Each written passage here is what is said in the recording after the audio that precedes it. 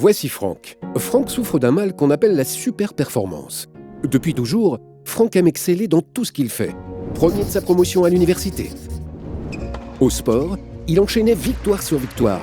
Muni d'une réelle intuition, il a toujours un coup d'avance. Aujourd'hui, Franck est manager de secteur.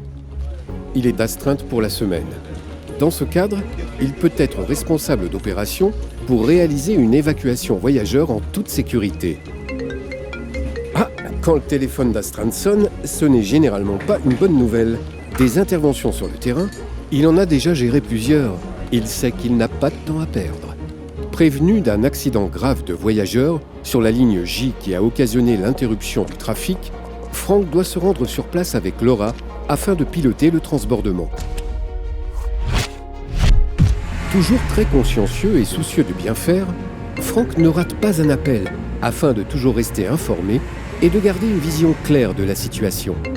Sa mission, c'est ce qu'il y a de plus important. Cependant, pris par le stress et l'adrénaline engendrée par le transbordement, Franck commet l'erreur ultime en voiture et ça, il ne l'avait pas vu venir.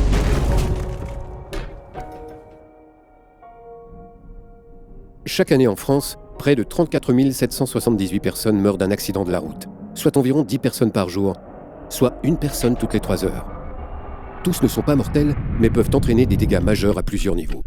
Prenons l'exemple de cet accident. Si on introduit le facteur vitesse, puisque Franck, pris par l'adrénaline, roulait à 92 km/h, soit 25,5 mètres parcourus par seconde sur une route limitée à 70, sans oublier la donnée poids, puisque la collision s'est produite entre deux véhicules citadins moyens, comportant respectivement 2 et 3 passagers, pour un total de 2567 kg, et qu'enfin, nous appliquons la formule de l'énergie cinétique, alors nous pouvons prévoir que la collision occasionnera pour les 2 passagers plusieurs fractures aux articulations, divers traumatismes crâniens et lésions cérébrales, ainsi que plusieurs dégâts portés au véhicule, le rendant inutilisable.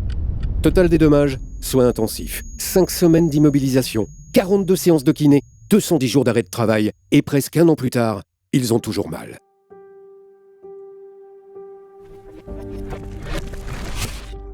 Les accidents de la route sont si facilement évitables.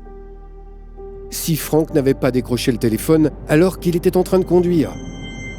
S'il s'était détendu et avait respecté le code de la route.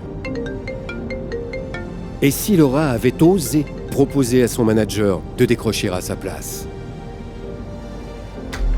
Sain et sauf, Franck va pouvoir mener à bien sa mission et rester fidèle à sa réputation.